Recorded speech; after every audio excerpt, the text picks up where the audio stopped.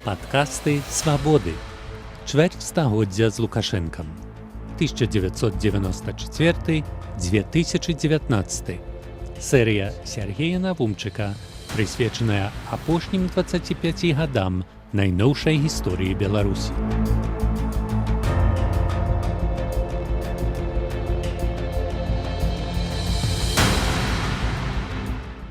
Інаўгурацыя Александра Лукашэнкі адбылася 20 ліпеня на адмысловым пасяджэнні сессии Верховного Совета. Уважаемые соотечественники, дорогие друзья, уважаемые народные депутаты,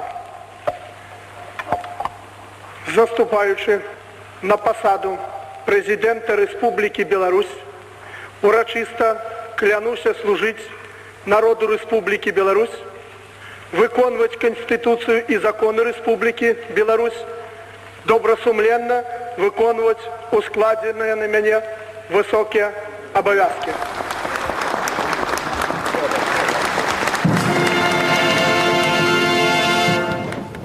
На інаўгурацыйным пасяджэнні Верховного Совету выступіў лідар апазіцыі БНФ Зянон Пазняк. Ён нагадаў Лукашэнку пра абяцанне пачаць змаганне з карупцыяй. Як дэпутат быў у авальнай зале і бачыў, як пры гэтых словах Пазняка Лукашэнка скрывіўся. Праз некалькі гадзінаў новаабраны прэзідэнт прапануе на пасады кіраўнікоў ураду асобаў, якія неўзабаве будуць фігураваць у антыкарупцыйным дакладзе дэпутата БНФ Сергея Антончыка, чый выступ будзе заключным акордам гэтага драматычнага 94-го году. У нас, дэпутатаў апазіцыі Беларускага народнага фронта, адносна Лукашэнкі не было ніякіх ілюзій. За 4 гады ў Верховным Савеце была безліч магчымасцяў пераканацца ў тым, што ён не прымае нацыянальныя каштоўнасці, грэбліва ставіцца да беларускай мовы, увогуле адрынае саму ідэю дзяржаўнай незалежнасці. Яшчэ ў верасні 93-го Лукашенко публічна заявіў, што гатовы, цытую, на каленях паўзці да Расіі. Вярнуўся да падзеі, якая адбылася падчас выбараў. Калі перад другім турам Кебіч пазваніў мне як даверанай асобе Пазняка з просьбай, каб Народны фронт яго Кебіча падтрымаў, я прапанаваў прэм'ер-міністру іншы варыянт, а менавіта зняць сваю кандыдатуру, бо многія, як вядома было, збіраюцца ісці галасаваць не столькі за Лукашэнку, колькі супраць Кебіча. Калі б Кебіч зняўся, выбары маглі б зусім не адбыцца. І тады па Канстытуцыі праз некалькі месяцаў прайшло б новае вылучэнне кандыдатаў. Такі варыянт меў свае мінусы, але і вялікі плюс. Удалося б не дапусціць Лукашэнку да прэзідэнцтва. Як пазней стала вядома, менавіта такога сцэнару ў камандзе Лукашэнкі баяліся больш за ўсё, але баяліся дарэмна. Кебіч сказаў мне, што верыць свае сілы, вось і Мясніковіч, які знаходзіцца цяпер побач, пераконвае, трэба змагацца далей да перамогі. Вынік вядомы. Тым не менш, перад другім турам выбараў Народны фронт заклікаў прыхільнікаў Пазняка не галасаваць ні за Кебіча, ні за Лукашэнку. Але доступ лідараў БНФ да дзяржаўных сродкаў масавай інфармацыі быў абмежаваны, і многія ішлі галасаваць за Лукашэнку, кіруючыся адным, абы не Кебіч. Ну а сама ідэя каштоўнасці незалежнасці тады, у 94-м, у свядомасці значнай часткі насельніцтва была зноў жа дэвальваваная падкантрольнымі Кебічу сродкамі масавай інфармацыі, якія, пачынаючы недзе ад 92-го году, апрацоўвалі насельніцтва ў духу лозунгаў, што нібыта незалежнасць і дэмакратыя – гэта прычыны эканамічных праблемаў, што без Расіі нам не пражыць і гэтак далей. Але і шмат для каго з тых, хто ўспрыняў ідэю нацыянальнага адраджэння, перамога Лукашэнкі на выбарах не падавалася знакам дрэнных пераменаў. Магчыма, яшчэ і таму, што ў сваёй інаўгурацыйнай прамове, як потым выявілася напісанай для яго Александрам Фядутам, Лукашэнка выказаўся за супрацоўніцтва з усімі палітычнымі сіламі, з людзьмі розных перакананняў. Тым, хто не ведаў Лукашэнку блізка, гэта магло даваць спадзяванне, што працэсы нацыянальнага адраджэння і дэмакратызацыі, якія, хаця і з цяжкасцямі, але прасоўваліся, не спыняцца і пра новаабраным прэзідэнце.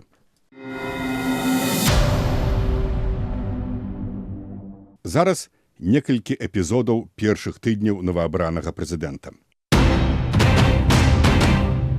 Паслухаем фрагмент канцэрту, які трансляваўся па дзяржаўным тэлебачанні праз тыдзень пасля інаўгурацыі 27 ліпеня 1994 году у Дзень незалежнасці. Добрый вечер, беларусы! Добрый вечер, паважаныя тэлегледачы! Сёння вялікае свята, Дзень незалежнасці нашай рэспублікі, нашай магутнай духам Беларусі. Наш 4-й Дзень незалежнасці мы сустракаем з першым прэзідэнтам дзяржавы. Спадзяемся і верым, што ў хуткім часе мы будзем жыць добра. І таму сённяшні канцэрт віншавання «Маладая Беларусь» мы прысвячаем менавіта гэтай падзеі.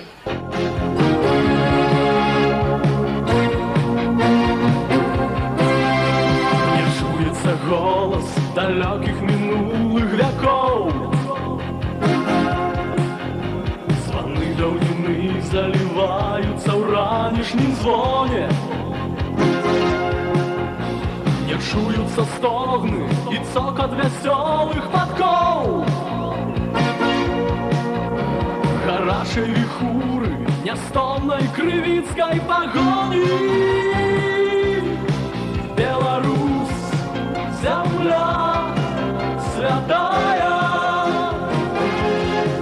заваёўнікам на страх. У цябе плача златае бел-чырвона-белы сцяг.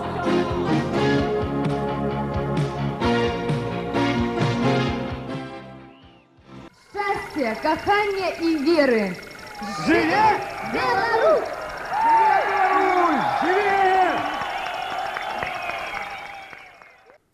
Фрагмент канцэрту ў першы дзень незалежнасці пры новаабраным прэзідэнце і вера ў лепшае жыццё пад пагоняй і бел-чырвона-белым сцягам.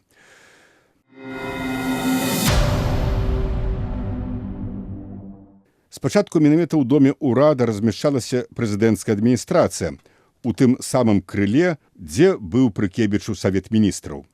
А сам прэзідэнт заняў кабінет Кебіча на другім паверсе.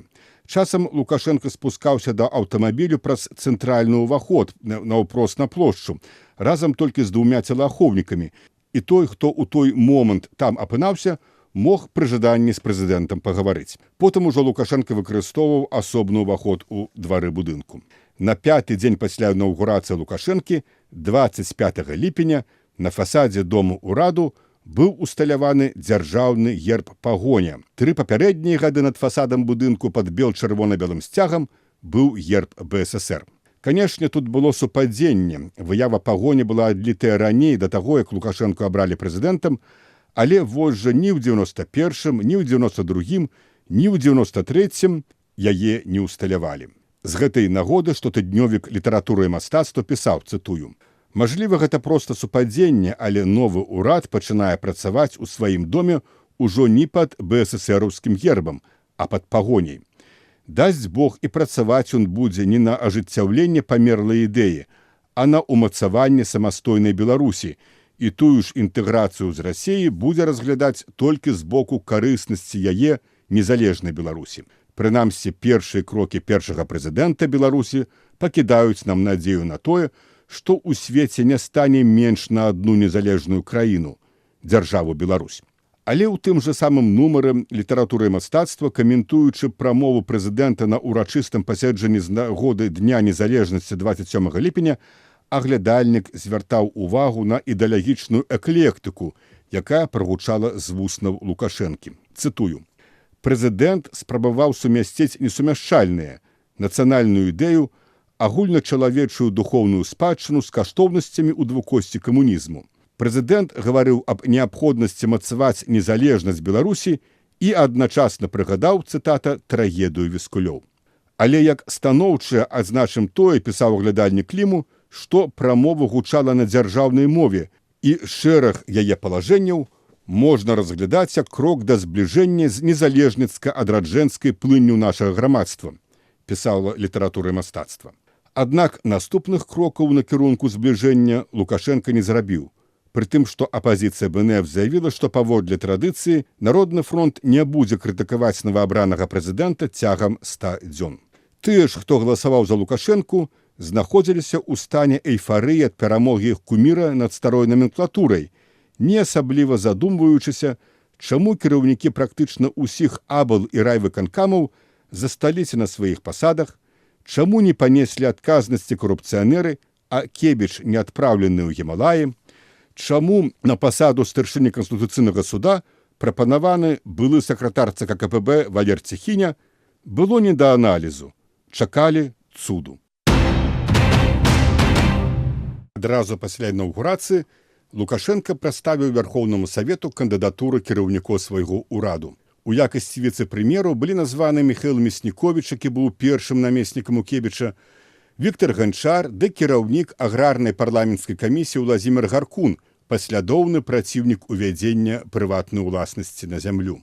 Адносна новай фігурай быў хіба прэм'ер-міністр Міхаіл Чыгір. Ужо ў верасні ўрад Чыгіра прадставіў эканамічную праграму, у распрацоўцы якой браў удзел і старшыня Нацыянальнага банку Станіслаў Богданкевіч. Гэта была праграма неадкладных захадаў па выхаду эканомікі Рэспублікі Беларусь з эканамічнага крызісу. Вось некаторыя асноўныя палажэнні праграмы. Аздараўленне фінансавай і грашова-крэдытнай сістэмаў праз жорсткую грашова-крэдытную палітыку, пераход да новага бездатацыйнага механізму цэнаўтварэння і рэгулявання цэнаў, лібералізацыю умоў знешнеэканамічнай дзейнасці і стабілізацыя курсу нацыянальнай валюты і скарачэнне да мінімуму крэдытавання дэфіцыту бюджэту Нацыянальным банкам. Выказваючы заўвагі па асобных палажэннях, дэпутаты, у тым ліку і апазіцыі, у цэлым станоўча ацанілі прапанаваныя ўрадам крокі. Вярхоўны Савет падтрымаў праграму. Але быў у праекце пастанова аб увядзенні ў дзеянне праграмы, які ўнёс новаабраны прэзідэнт, адзін пункт, з якім дэпутаты не пагадзіліся. Гучаў ён гэтак: вызначыць, што да ўнясення зменаў і дапаўнення ў адпаведныя законы і іншыя акты Вярхоўнага Савета Рэспублікі Беларусь, якія супярэчаць Канстытуцыі палажэнням гэтай праграмы, прымяняюцца указы і распараджэнні прэзідэнта Рэспублікі Беларусь. Канец цытаты.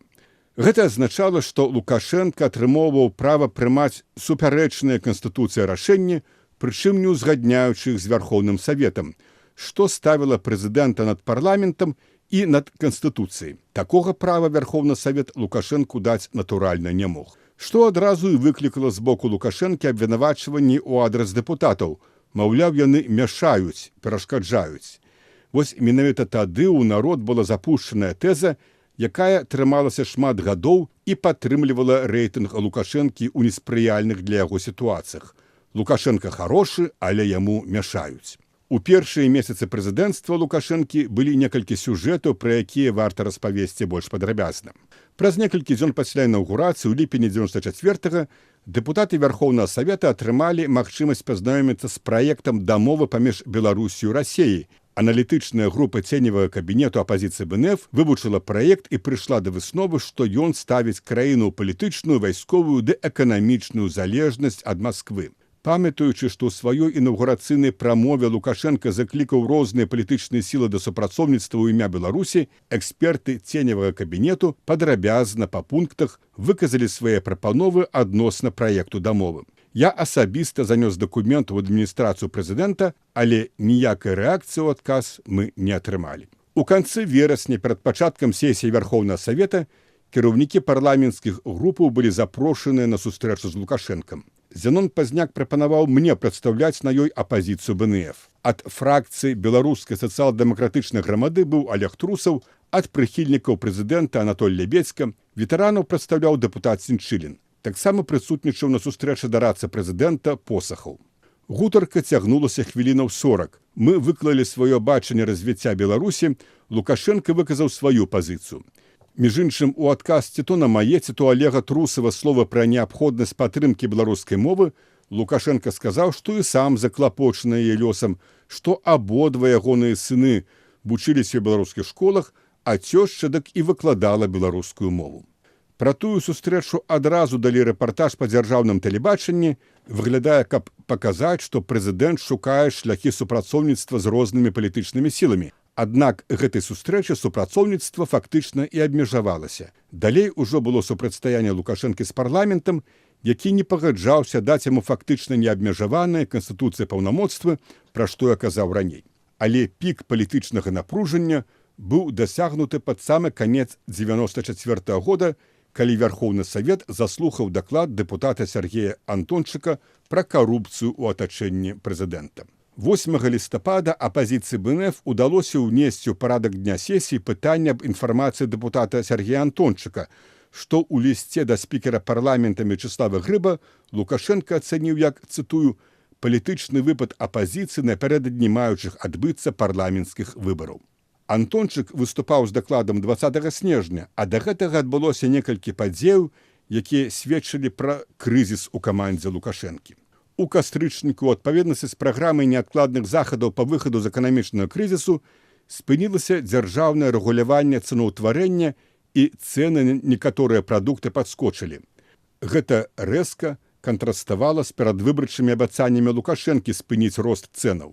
Неўзабаве Лукашенко выступіў па тэлебачанні і наўпрост загадаў ураду вярнуць цэны назад. Не спраўдзіўся такім чынам прагноз публіцыста Анатолія Майсені, які ў часе выбараў выказаў спадзяванне, што, па прыкладзе Леха Валенцы, Лукашенко сваёй шырокай спіны сваім крэдытам даверу абароніць непапулярныя, балючыя, але нагэтулькі патрэбныя для аздараўлення эканомікі рэформы. Уласны палітычны рэйтынг аказаўся куды важнейшы, чым эканамічныя рэформы. 12 снежня пра сваю адстаўку з пасады віцэ-прэм'ера заявіў Віктар Ганчар, матывуючы свой учынак уплывам на Лукашэнку вузкага колу людзей.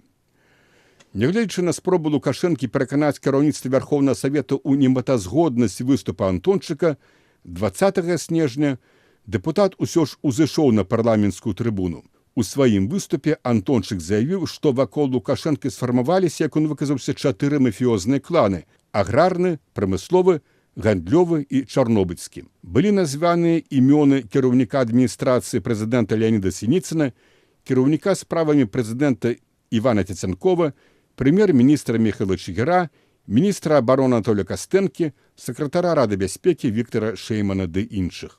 Калі Сергей Антончык прамаўляў, Александр Лукашенко за сваёй прэзідэнцкай трыбунай выціраў слёзы.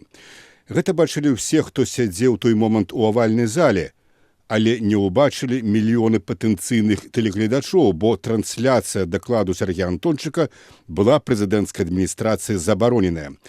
Тым не менш, дэпутат апазіцыі БНФ Ігор Гермянчук надрукаваў фотаздымак плачучага Лукашэнкі ў газеце «Свабода». Праз 22 гады ў гутарцы журналістка радыё «Свабода» Ганны Соусь Сергей Антончык гэтак прыгадае свой даклад. Справа ў тым, што я ў сваім дакладзе паказаў сістэму, што ўся сістэма, якая была, яна засталася. Выступ Сергея Антончыка мог бы абрынуць рэйтынг Лукашэнкі ў снежні 94-го і паўплываць на вынікі парламенцкіх выбараў у наступным 95-м годзе, але гэтага не здарылася па той самай прычыне, па якой годам раней рэйтынг Лукашэнкі ўзляцеў пасля антыкорупцыйнага дакладу. Скажу болей, калі б Лукашенко апынуўся ва ўмовах, якія былі створаныя для Антончыка, зусім верагодна, што прозвішча першага прэзідэнта Рэспублікі Беларусь было б іншым. Што да Сергея Антончыка, дык ягоны выступ на сесіі па тэлебачанні і па радыё не трансляваўся. Інфармацыя пра даклад у дзяржаўных сродках масавай інфармацыі была ўвогуле пададзеная выключна праз ацэнкі з пункту гледжання прэзідэнцкай адміністрацыі, якая абвінаваціла Антончыка ў палітыканстве і спекуляцыі неправеранымі, тэндэнцыйна падабранымі фактамі. А потым адбылося тое, чаго ў гісторыі Беларусі ніколі не было. У газетах з'явіліся белыя плямы. Верховны Савет прагаласаваў за тое, каб даклад Антончыка быў апублікаваны ў дзяржаўнай прэсе, аднак кіраўнік адміністрацыі прэзідэнта Леанід Сініцын даў указанне начальніку ўправлення інфармацыі Александру Федуце забараніць публікацыю. Федута перадаў распараджэнне ў рэдакцыі, а потым падаў у адстаўку. Газеты «Савецкая Беларусі», «Звезда» ды іншыя выйшлі з белымі плямамі. На палосах быў толькі загаловак. Даклад дэпутата Верховнага Савета Сергея Антончыка. Газета «Свабода», якую рэдагаваў Ігор Гермянчук, надрукавала даклад цалкам, што прынесла для Гермянчука і рэдакцыі непрыемныя вынікі, Але гэта ўжо сюжэт наступнага 95-го года. Ну а 94-й, першы год прэзідэнцтва Лукашэнкі, скончыўся увядзеннем цэнзуры і пачаткам супрацьстаяння прэзідэнта з парламентам, які хаця і дапрацоўваў, як тады здавалася, апошнія дні, але, нягледзячы на партыйныя разыходжанні, выступаў у абарону Канстытуцыі. Падкасты «Свабоды». Чвэрць стагоддзя з Лукашэнкам. 1994-2019. Серія Сергея Навумчыка, прысвечаная апошнім 25 гадам найноўшай гісторыі Беларусі.